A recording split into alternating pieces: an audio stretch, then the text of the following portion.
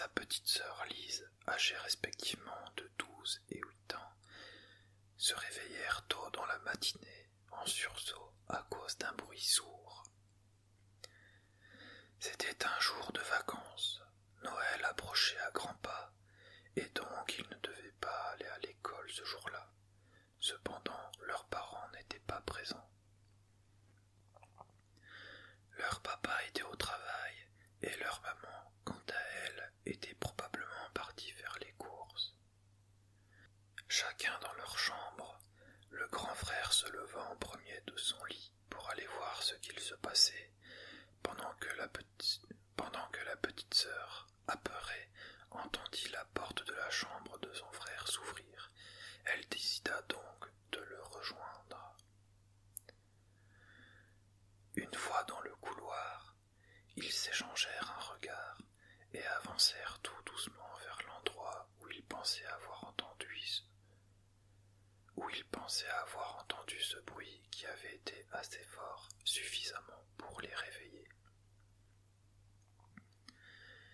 Ils atteignirent le salon pour découvrir avec joie que dehors tout était recouvert de neige, laissant donc retomber la pression du son inconnu qui les avait réveillés quelques minutes plus tôt.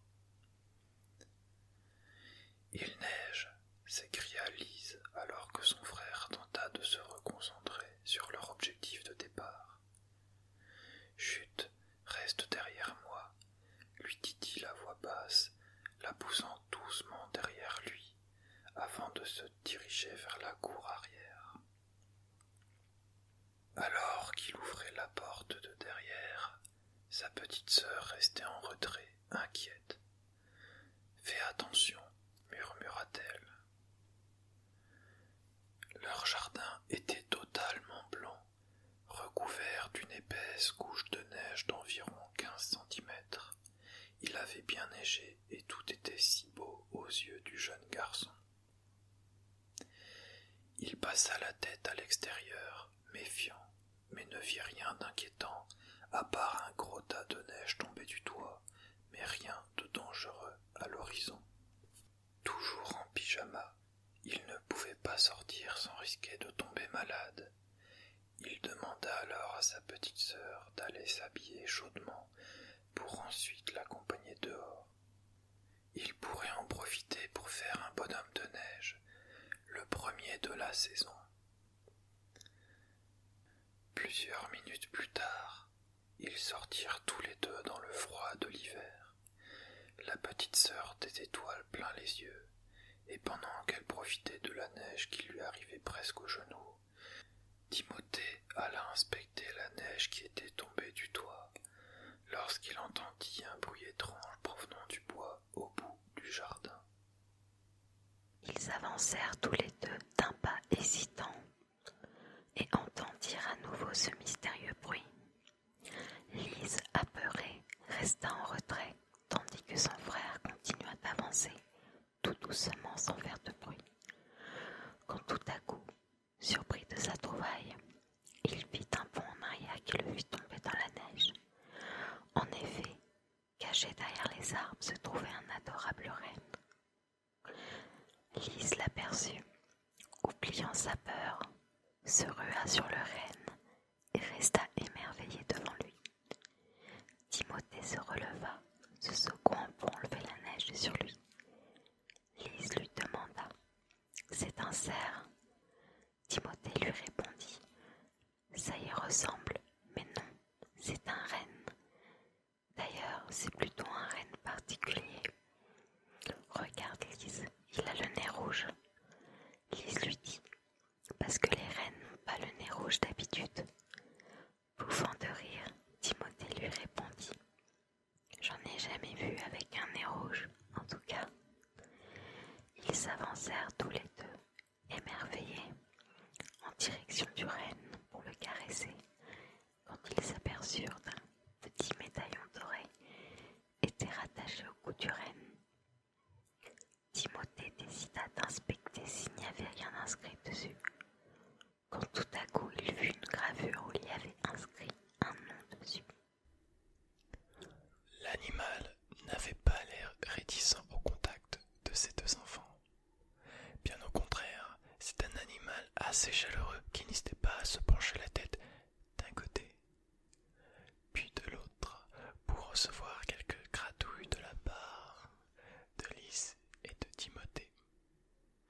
Tu penses que les autres reines sont dans les parages ?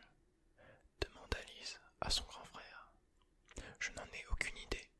Timothéa regarda aux alentours. Il n'y avait aucune trace d'autres reines.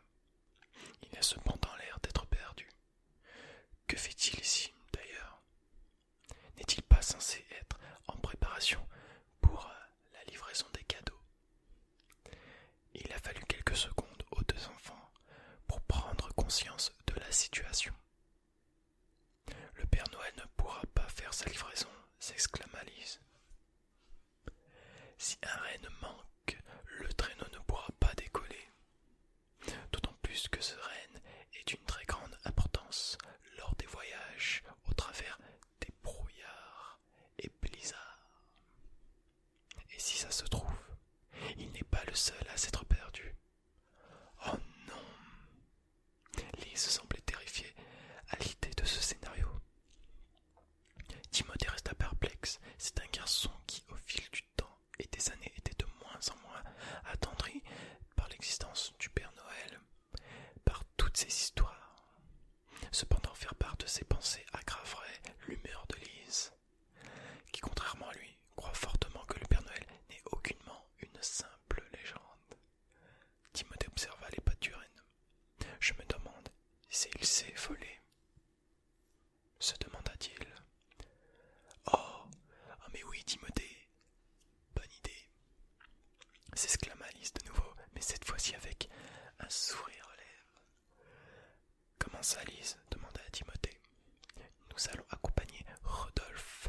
Nous allons l'aider à retrouver son propriétaire, le Père Noël, ainsi que son équipage. Nous volerons avec lui sur son dos.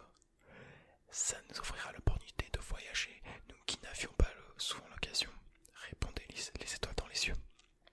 Écoute Lise, papa et maman nous ont confié à la maison pour devenir plus autonomes, responsables et avoir davantage leur confiance. Timothée regarda le renne de nouveau. En plus, ce n'est même pas sûr qu'il nous laisse monter sur son dos. À l'instant, Timothée dit ces mots. Le renne se mit à genoux, leur faisant allusion de monter sur son dos. Tu vois, Timothée, il est d'accord. Rodolphe est d'accord. Youhou, s'exclama Lise, qui ne traîna pas pour monter sur le renne. Tu viens ? Demanda Lise à son grand frère. Ce dernier se retourna pour regarder leur maison au loin, puis regarda de nouveau sa petite sœur, puis le renne. Je sens que papa et maman vont nous faire la fête en rentrant, soupira Timothée, qui monta à son tour sur le renne. Il ne fallait pas prier Rodolphe pour qu'il se remette debout sur le champ. Et ce dernier se mit de suite à galoper. La sœur et le frère étaient tout secoués. Cependant, cela amusait beaucoup Lise. Cette course était également rythmée par la respiration du renne et des bruits qu'il provoquait dans la neige. Et soudain, les enfants n'étaient plus secoués. Ils ne sentaient plus que l'air glisser sur leur peau. Plus aucun bruit. Si ce n'était que le bruit que provoquait la clochette de Rodolphe. Les enfants penchèrent la tête.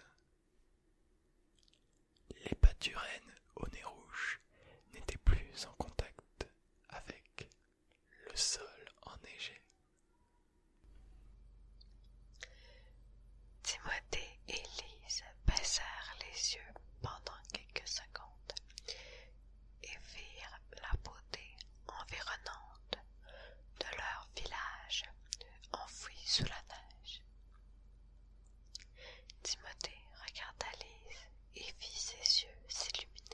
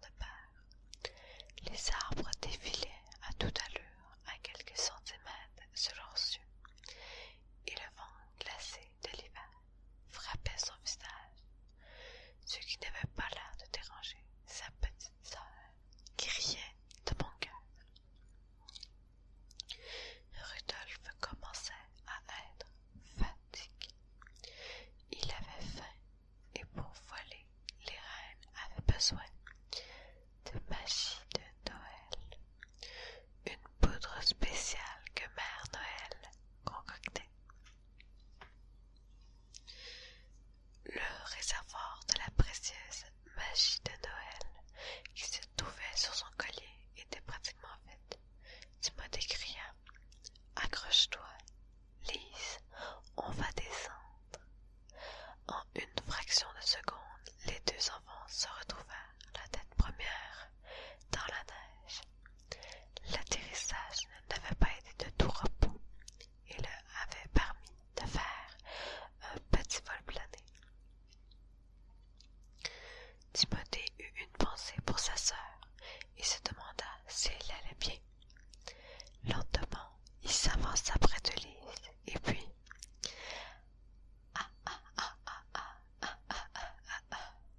Lise était prise d'un énorme fou rire. Elle avait l'air d'avoir apprécié le voyage. Pendant que les deux enfants se relevèrent, Rudolphe commença à sauter un peu partout et à se mettre le nez dans la neige. Il cherchait et avait senti quelque chose, comme les chiens, et d'un pas très rapide, il courut dans les bois. Timothée et Lise étaient rapides malgré la neige et rattrapèrent Rudolphe qui s'était arrêté devant quelque chose qui brillait de mille feux. Le renne avait l'air fasciné. Lise, curieuse, s'approcha pour savoir ce qu'était cet objet, mais son frère la retint par le bras. Il avait peur que ce soit dangereux. Alors, il lui ordonna de rester derrière lui, et il avança doucement en prenant soin d'observer les réactions de Rudolphe. Une fois assez proche pour distinguer correctement l'objet, Lise ne put s'empêcher de l'attraper et de le tendre à son frère. Ce dernier souffla de soulagement en constatant que l'objet n'avait rien de dangereux. Il s'agissait d'un beau grelot couvert de neige. Rudolphe ne lâcha pas le grelot des yeux.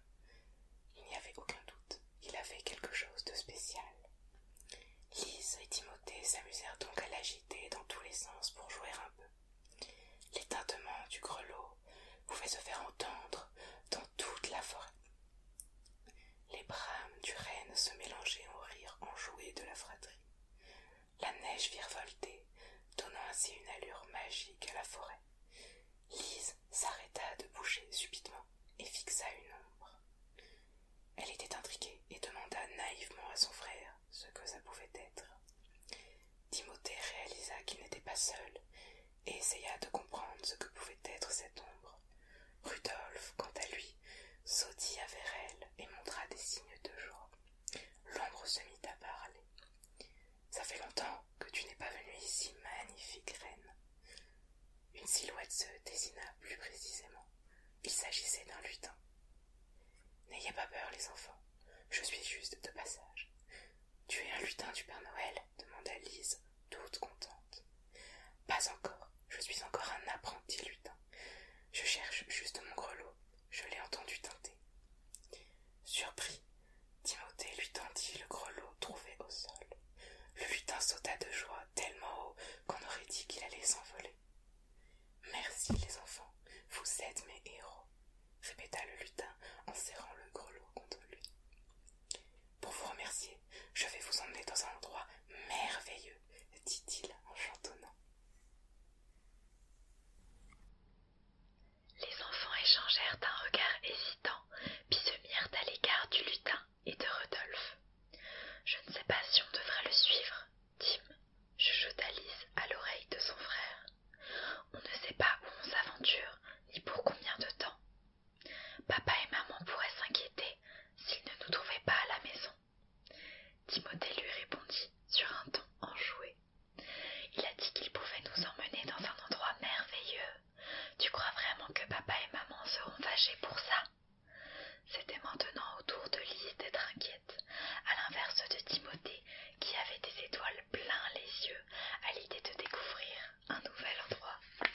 « Je ne dis pas qu'ils seront fâchés, reprit Lise, mais j'ai peur qu'ils se fassent du souci pour nous.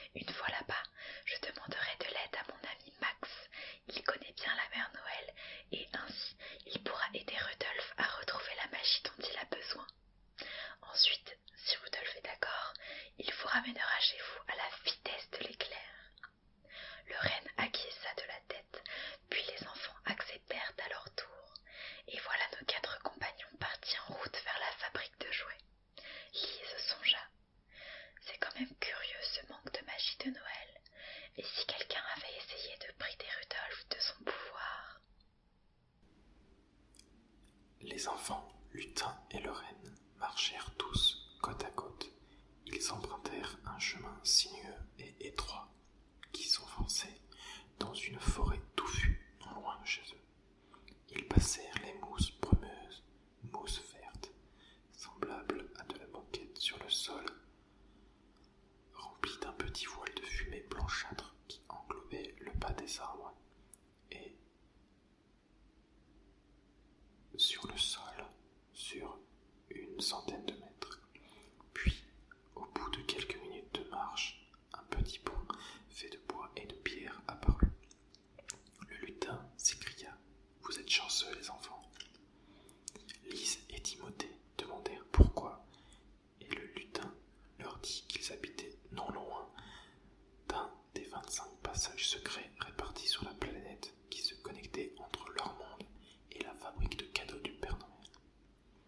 C'était quelque chose de très banal et personne n'en crut ses yeux lorsqu'ils aperçurent un arbre énorme qu'il semblait vieux, fatigué, avec pour seul corps un tronc apparent et bosselé par le temps. C'était le pin royal, le plus vieil arbre de la forêt de ce pays et à plusieurs milliers de kilomètres du prochain passage. Un arbre fendu par le milieu avec quelques grosses branches et des racines apparentes. On avait l'impression que l'arbre voulait sortir de terre. Lise n'était pas rassurée à l'idée de s'approcher de cet arbre, mais plus le lutin en parlait et le décrivait, plus Timothée semblait excité. Le renne lui inclinait la tête et cet arbre lui semblait familier, mais dans ses yeux on lisait tout. On lisait son incompréhension face à cette perte de mémoire.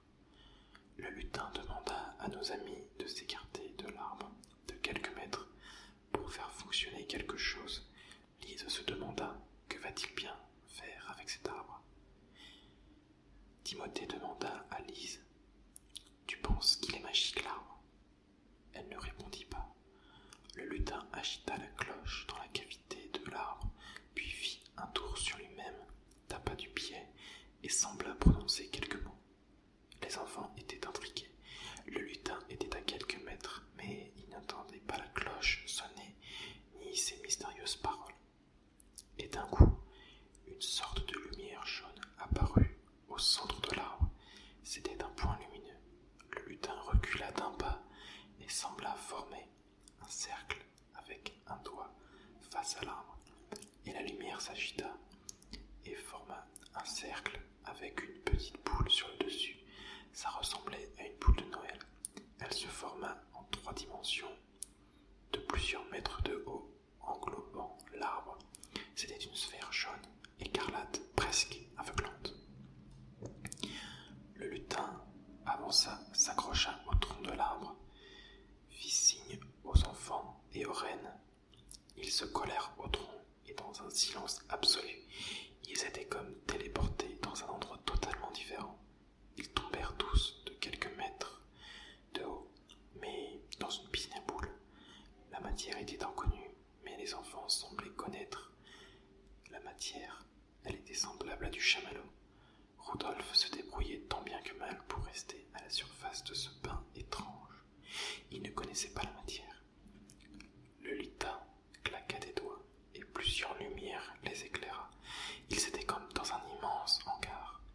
Ils entendirent des bruits de pas et un nouveau lutin plus grand de quelques centimètres que leur ami lutin apparut. C'était Max, le lutin affilié au département des déplacements intérieurs et extérieurs de la fabrique de jouets du Père Noël.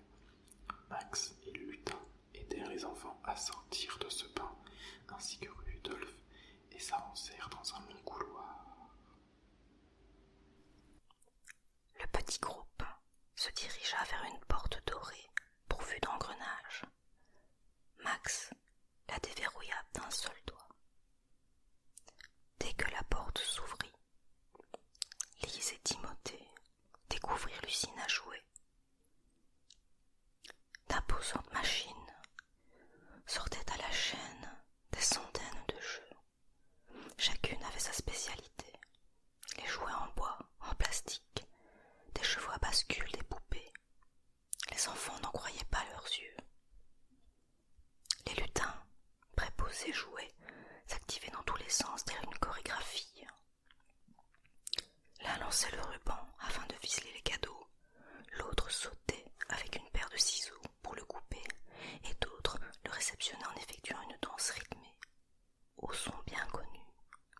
Sinatra pour réaliser un splendide nœud.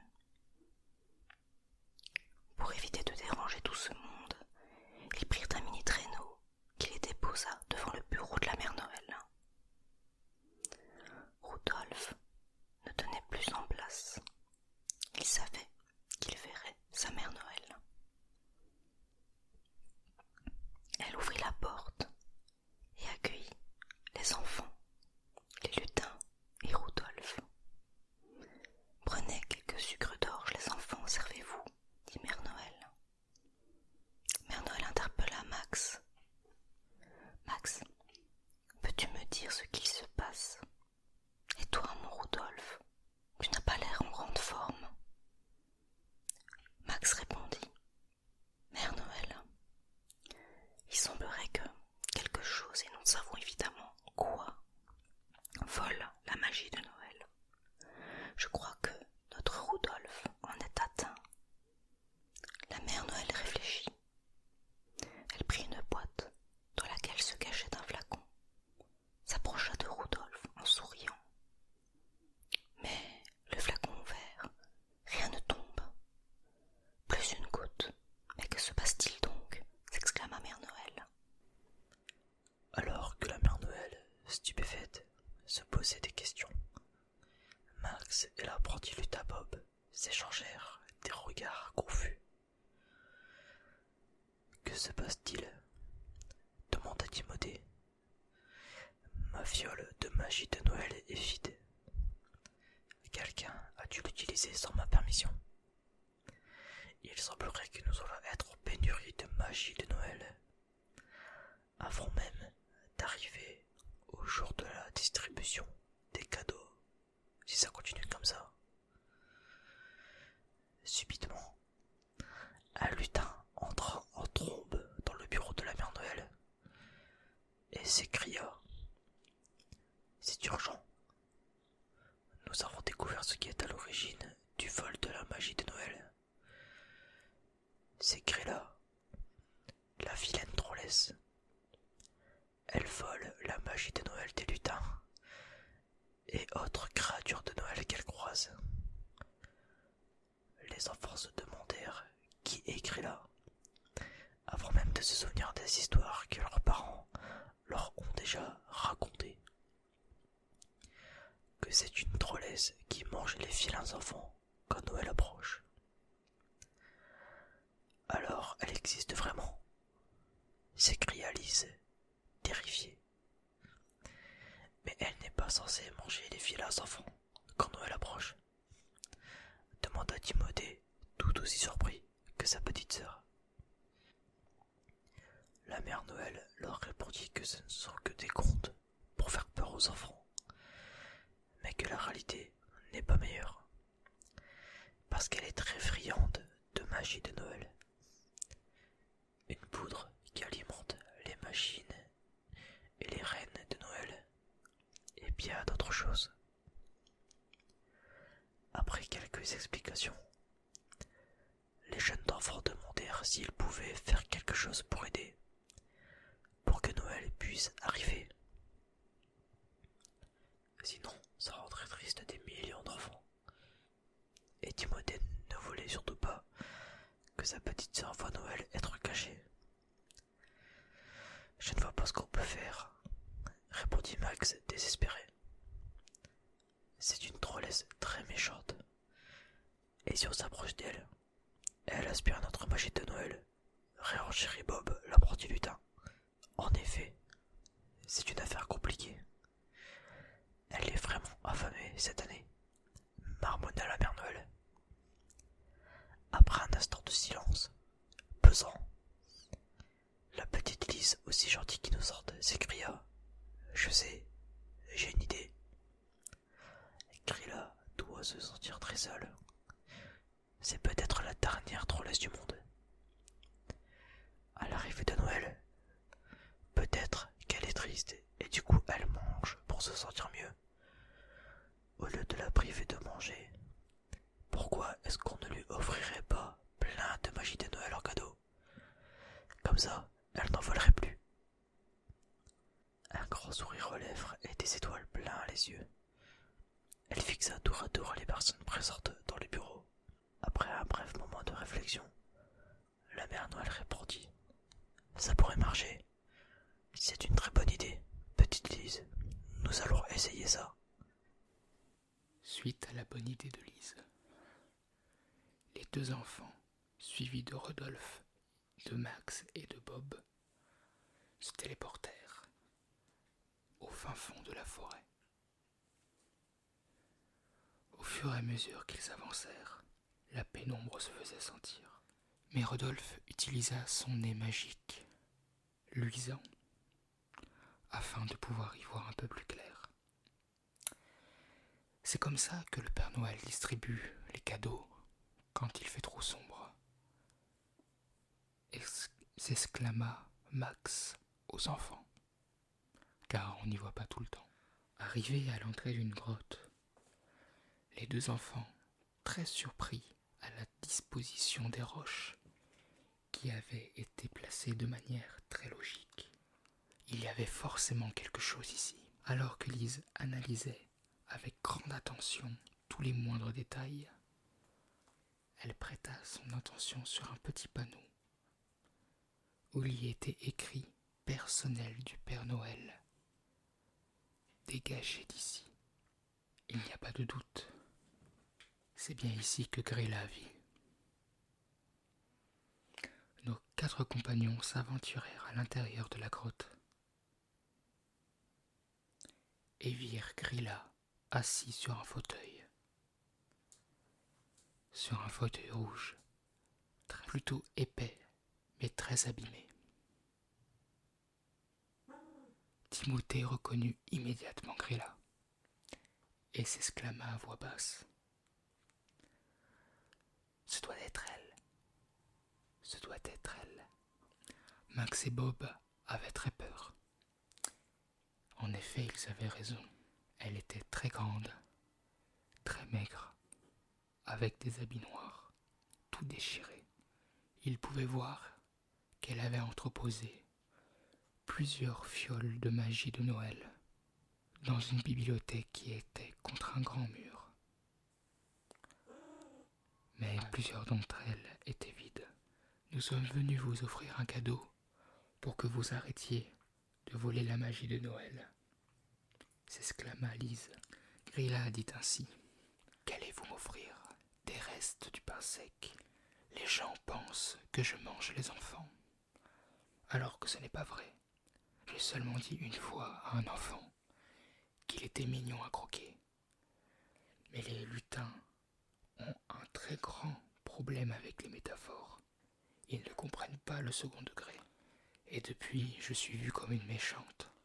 Et je suis seule et affamée. Lisa demanda à Grilla pourquoi elle avait volé la magie de Noël. Et Grilla expliqua car, étant enfant, elle n'avait pas eu droit à des cadeaux de Noël car elle n'avait pas été sage. Alors que pour elle, tous les enfants devraient avoir droit à des cadeaux pour Noël. Elle ne comprenait pas pourquoi elle avait été punie pour quelques bêtises. Mais Timothée expliqua que ce n'est pas les cadeaux le plus important pour Noël, mais la présence que nous pouvons offrir aux uns aux autres. L'amour et la présence des êtres aimés est le plus beau des cadeaux que nous pouvons recevoir.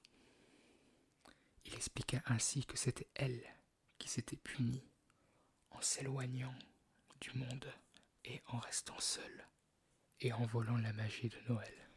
En effet, Grilla n'avait pas vu les choses sous cet angle, car elle ne se rendait pas compte qu'elle avait fait autant du mal aux autres qu'à elle-même en restant seule et en se coupant du monde et surtout en volant la magie de Noël. Elle demanda ce qu'elle pouvait faire pour pouvoir se racheter du mal qu'elle avait fait.